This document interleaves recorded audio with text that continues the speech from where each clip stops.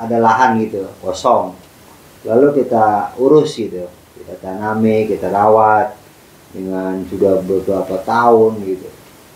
Nah untuk lahan itu atau tanah itu bisa nggak kita suratkan buat atas nama kita gitu, karena kita sudah puluhan tahun ngurusin tanah tersebut gitu, sampai kita tanami atau istilahnya urus lah gitu sampai rapih itu. Nah itu untuk petanah itu bisa nggak kalau kita misalkan jadikan atas nama kita gitu. Olah tanah udah puluhan tahun. Iya.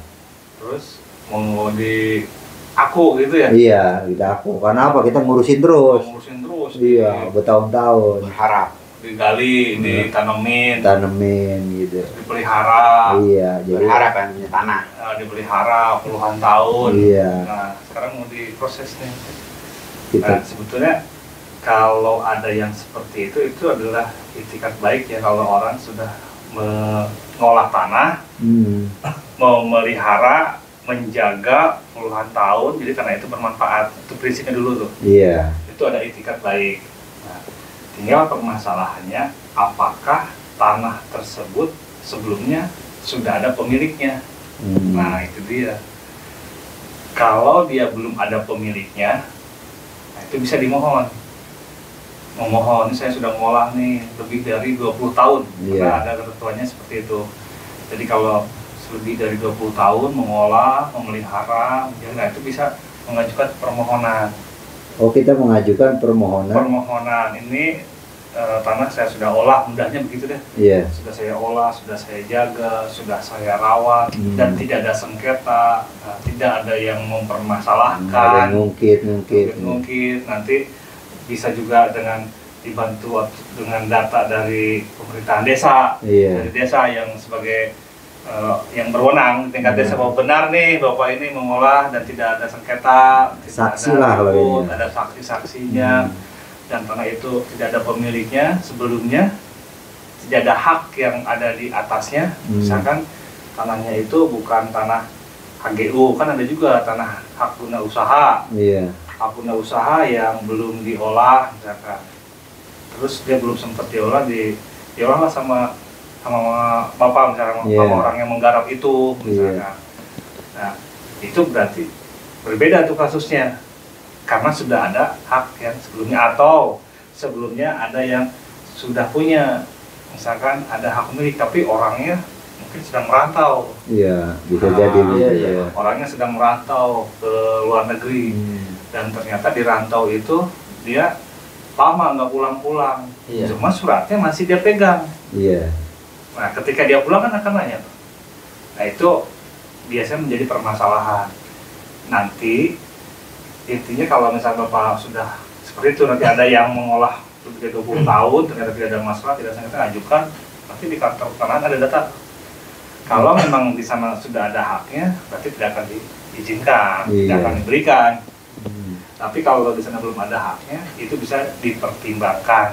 Nah nanti ada panitia kan akan melihat ke sana, betul nggak nih orang ini mengolah, betul nggak nih bahwa di sana tidak ada hak atas tanah sebelumnya diberikan.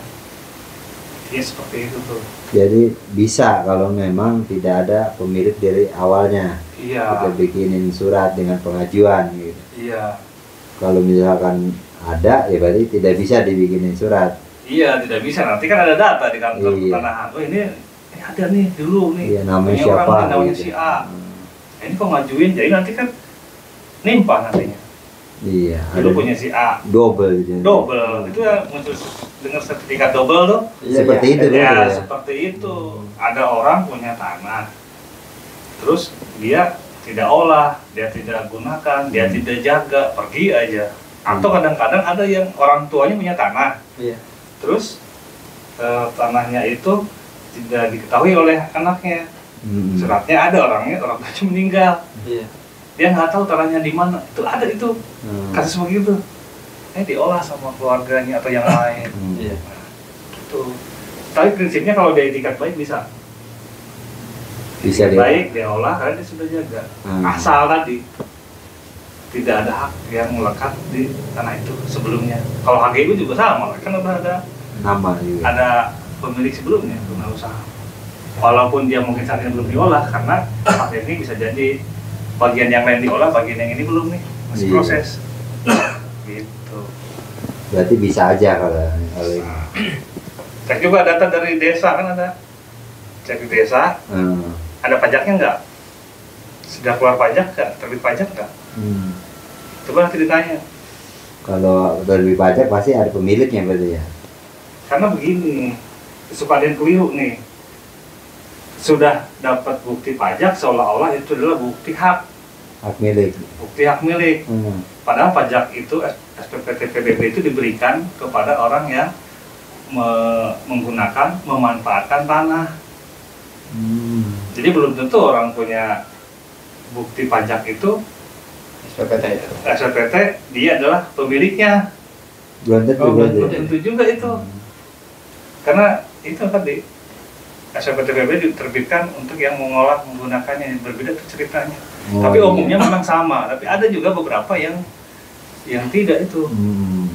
Tanahnya yang tadi diolah terus, diolah lama-lama ya ini kan dia ngolah terus, memanfaatkan tanah ya dibebankan pajak. Pajaknya iya. Pajak.